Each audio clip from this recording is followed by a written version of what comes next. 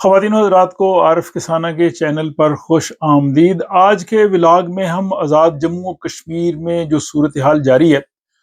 اس حوالے سے بات کریں گے، اور وہاں پہ جو یہ مطالبہ کیا جا رہا ہے کہ مہاجرین کی آزاد جموں کشمیر اسمبلی میں نمائندگی ختم کی جائے، اس حوالے سے، اور اس میں جو مختلف قسم کے ان کے مطالبات اسی جو ہے وہ مطالبے سے جڑے ہوئے ہیں کہ یہ جو مہاجرین اراکین اسمبلی ہیں یہ آزاد کشمیر کے بجٹ پر بوجھ ہیں، اور بہت زیادہ رقم جو ہے وہ ترقیاتی فنڈز کی صورت میں ان کو دی جاتی ہے، حالانکہ ان کا تعلق جو ہے وہ آزاد کشمیر سے نہیں ہے۔ پھر یہ ہے کہ مہاجرین جموں کشمیر جو پاکستان میں مقیم ہے وہ پاکستان کے مستقل شہری ہیں، اس وجہ سے ان کو آزاد کشمیر اسمبلی میں نمائندگی نہیں ملنی چاہیے، اور مسئلہ کشمیر کی ذمہ داری جو ہے وہ پاکستان نے لی ہوئی ہے۔ تو اس لیے جو مہاجرین جموں کشمیر کے جو نمائندے ہیں آزاد کشمیر میں، یہ مسئلہ کشمیر کو اجاگر کرنے میں کوئی کردار ادا نہیں کر سکتے، نہ ان کا کردار ہونا چاہیے۔ اور اس کے بعد یہ ہے کہ یہ جو اراکین اسمبلی ہیں 12، یہ آزاد کشمیر میں حکومت سازی کے لیے حکومت پاکستان یا پاکستان میں جو حکومت ہوتی ہے ان کو استعمال کرتی ہے، اور اگر یہ 12 اسمبلی کے اراکین نہیں ہوں گے تو اس طرح سے آزاد کشمیر میں جو ہے وہ حکومت وہاں کے نمائندے ہی منتخب کر سکیں گے۔ پھر یہ ہے کہ آزاد کشمیر کے عوام کو حق ملکیت ملنا چاہیے، اور حق ملکیت کے لیے ضروری ہے کہ یہ جو مہاجرین اراکین اسمبلی ہیں ان کی نشستیں اور جو آزاد کشمیر میں مہاجرین کا کوٹا ہے وہ ختم ہونا چاہیے۔ یہ اس طرح کے مطالبات ہیں، ان سب پہ جو ہے وہ ایک ایک کر کے میں بات کرنا چاہوں گا، دلائل کے ساتھ اور غیر جذباتی انداز کے ساتھ۔ لیکن سب سے پہلے ہم دیکھتے ہیں کہ جو آزاد کشمیر میں اس وقت بہت ہی پریشان کن صورتحال ہے، اس کا سب سے زیادہ فائدہ کس کو ہے اور سب سے زیادہ اس صورتحال کا نقصان کس کو ہے؟ تو یہ عوامی ایکشن کمیٹی نے جو مطالبات شروع کیے تھے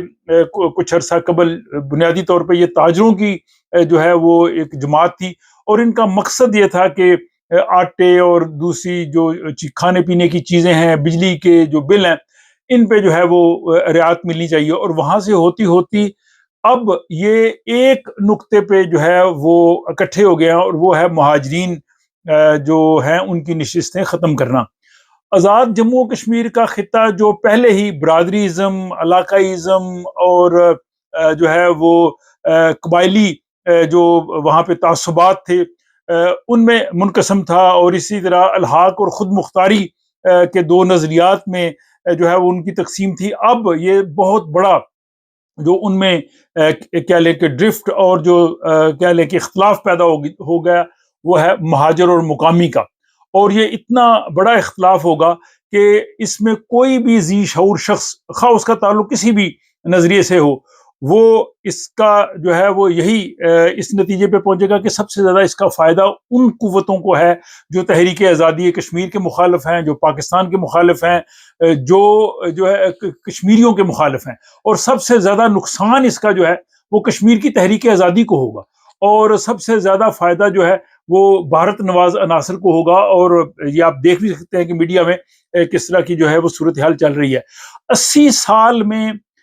جو ہے وہ تحریک آزادی کشمیر کے مخالفین وہ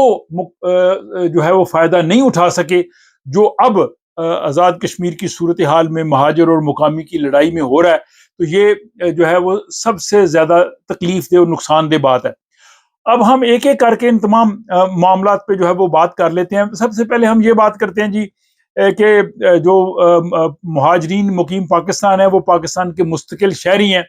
اور وہ پاکستان میں رہتے ہیں، اور ان کو وہاں بھی ووٹ کا حق حاصل ہے، تو اس لیے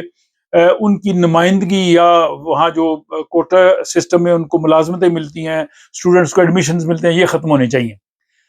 اگر ہم یہ بات کریں کہ جو پاکستان میں مہاجرین جموں کشمیر وہاں مقیم ہے وہ پاکستان کے مستقل شہری ہیں، تو یہ صورتحال ایسی نہیں ہے۔ بہت سے لوگوں کو اس چیز کا علم نہیں ہے۔ مہاجرین جب پاکستان میں آئے 1947 کے بعد، تو جب یہ مسئلہ کشمیر ڈیلے ہو گیا تو پہلے تو ان کو وہاں پہ حکومت پاکستان کی جانب سے راشن ملتا تھا، بہت سے لوگ کیمپس میں رہتے تھے، پھر ان کو گزارا الاؤنس ملتا تھا۔ پھر جب یہ معاملہ تھوڑا طویل ہو گیا اور حکومت پاکستان نے سوچا کہ اب کیا کیا جائے، تو ان کو جو ہے وہ وہاں پہ زمینیں الاٹ ہونا شروع ہوئی، اور ان کو جو زمینیں ملتی تھیں وہ عارضی ہوتی تھی، یعنی اس پہ یہ بینک لون نہیں لے سکتے تھے، اس طرح کے مسائل تھے۔ پھر جب آزاد کشمیر کے صدر کے ایچ خورشید تھے، ان کے زمانے میں سیالکوٹ سے مہاجرین کی نمائندگی کرتے تھے قاضی خورشید عالم صاحب، میری ان سے کئی ملاقاتیں ہوئی ہیں جب میں وہاں پاکستان میں تھا، پسرور ضلع سیالکوٹ میں وہ رہتے تھے۔ انہوں نے بتایا کہ جب یہ لوگ ان کے پاس یہ مسئلہ لے کے آئے تو انہوں نے پھر آزاد کشمیر کی حکومت سے بات کی، پھر حکومت پاکستان سے بات ہوئی، پھر یہ طے پایا کہ جو انہیں زمینیں ملی ہوئی ہیں ان پہ عارضی مستقل لکھا جائے، اور ہماری اپنی جو زمینیں ہمیں جو مہاجر جموں کشمیر کی حیثیت سے پاکستان میں ملی تھی یا باقی جن لوگوں کو بھی ملی ہیں، وہ محکمہ مال کا ریکارڈ نکلوا کے یہ دیکھ سکتے ہیں ان پہ عارضی مستقل لکھا ہوا ہے، وہ بالکل مستقل نہیں ہے۔ عارضی مستقل اس لیے لکھا گیا تاکہ وہ بینک لون لے سکیں، وہ ٹیوب ویل لگوا سکیں یا باقی کنسٹرکشن کر سکیں۔ اسی طرح جو 1951 کا پاکستان کا سٹیزن شپ ایکٹ ہے، اس کے تحت جو مہاجرین جموں کشمیر پاکستان میں مقیم ہے ان کی نیشنلٹی کنڈیشنل ہے، ان کی نیشنلٹی یا ان کی پاکستان کی شہریت اس طرح سے نہیں ہے جو لوگ پاکستان کے وہاں پہ پیدا ہوئے 1947 میں، یا جو مستقل طور پہ پاکستان میں رہ رہے تھے، یا ایون جو لوگ بھارتی پنجاب سے یا بھارت سے مائیگریٹ ہو کے پاکستان میں آئے، ان سب کو پاکستان کی مستقل شہریت دی گئی۔ اسی طرح جو پاکستان سے لوگ مہاجر ہو کے ہندوستان میں گئے ان کو مستقل شہریت دی گئی۔ لیکن مہاجرین جموں کشمیر کا معاملہ مختلف ہے۔ مہاجرین جموں کشمیر کو جو نیشنلٹی یا پاکستان کی سٹیزن شپ یا ڈومیسائل ہے وہ کنڈیشنل ہے، وہ عارضی ہے، اور یہی وجہ ہے کہ جب نادرا کے ریکارڈ میں ان کا وہ سارا بنتا ہے تو اس میں بتایا جاتا ہے کہ آپ کا تعلق، وہ بتاتے ہیں کہ ہمارا تعلق ریاست جموں و کشمیر سے ہے۔ اس کی وجہ کہ پاکستان اقوام متحدہ کی قراردادوں کو تسلیم کرتا ہے، اور پاکستان کا صرف یہی مطالبہ ہے کہ اقوام متحدہ کی قراردادوں کے تحت رائے شماری ہونی چاہیے، اور رائے شماری میں تمام باشندے جن کا تعلق 14 اگست 1947 کو ریاست جموں کشمیر سے تھا وہ ووٹ دیں گے، اور اس وجہ سے ان کو کشمیری رکھا جاتا ہے۔ اگر وہ پاکستانی نیشنل ہوں تو پھر وہ رائے شماری میں ووٹ نہیں دے سکتے۔ تو اس لیے اس چیز کو ذہن میں رکھنا چاہیے کہ جو مہاجرین مقیم پاکستان ہیں ان کی نیشنلٹی کنڈیشنل ہے، عارضی ہے، ان کی نیشنلٹی اس طرح سے نہیں ہے جو پہلے سے پاکستان کے شہری تھے، اور یہی وجہ ہے کہ وہ رائے شماری میں ووٹ دے سکیں گے، اور یہی وجہ کہ آزاد کشمیر کی اسمبلی میں بھی ان کی نمائندگی رکھی گئی۔ یہ چیز ذہن میں رکھنی چاہیے کہ دنیا کے بہت سے خطوں میں ایسا ہوا ہے، جیسے یہ روہنگا جو ہیں یہاں سویڈن میں ہے، میری ان سے ملاقاتیں بھی ہوئی ہیں، ان کے پریزیڈنٹ سے بھی۔ روہنگاز جو ہے وہ 3 صدیوں سے جو ہے وہ برما میں رہ رہے تھے، لیکن برما کی حکومت نے کہا کہ آپ رہ رہے تھے 3 صدیوں سے، آپ کی یہاں جائیدادیں سب کچھ تھی، لیکن آپ برما کے سٹیزنز نہیں ہیں،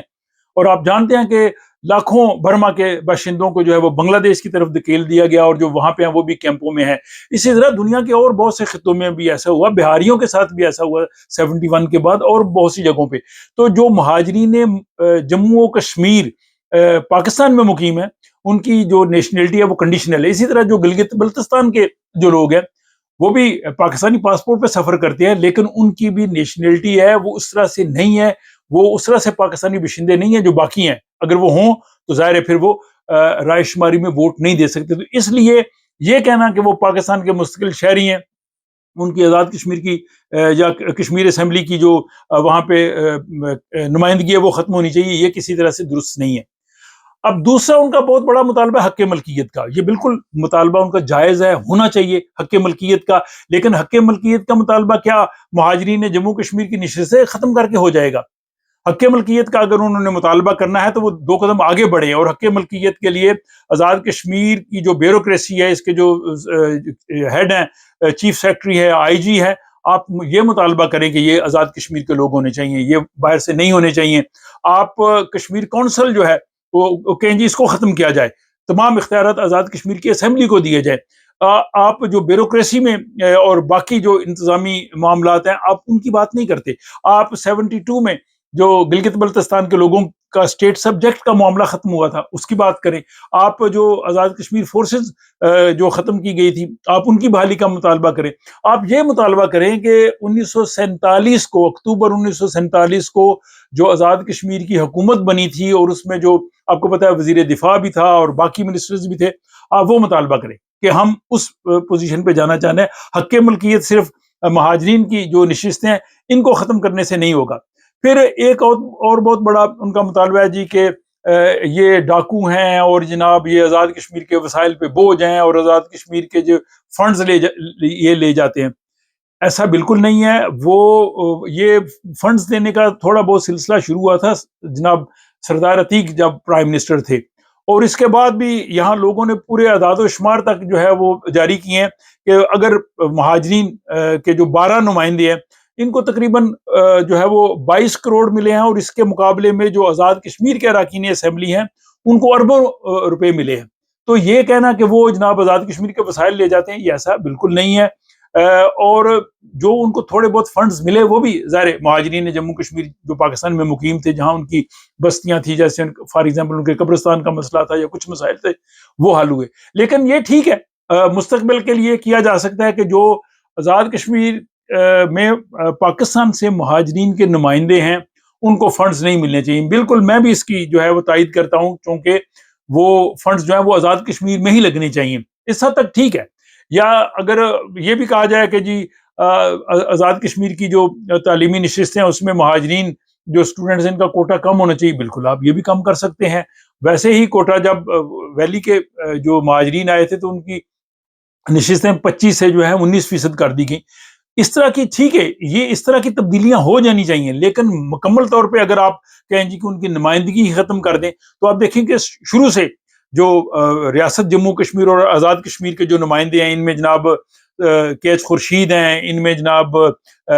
میر وائز یوسف تھے، قاضی خورشید عالم اور بڑے بڑے نام، یہ سارے وہ لوگ تھے جو مہاجرین جموں کشمیر تھے، اور انہوں نے ہی آزاد کشمیر میں جو ہے وہ نمائندگی کی اور دنیا میں نمائندگی کی۔ پھر دوسرا یہ کہنا کہ جی 1974 کے ایکٹ کے بعد ان کو نمائندگی ملی، ایسا نہیں ہے۔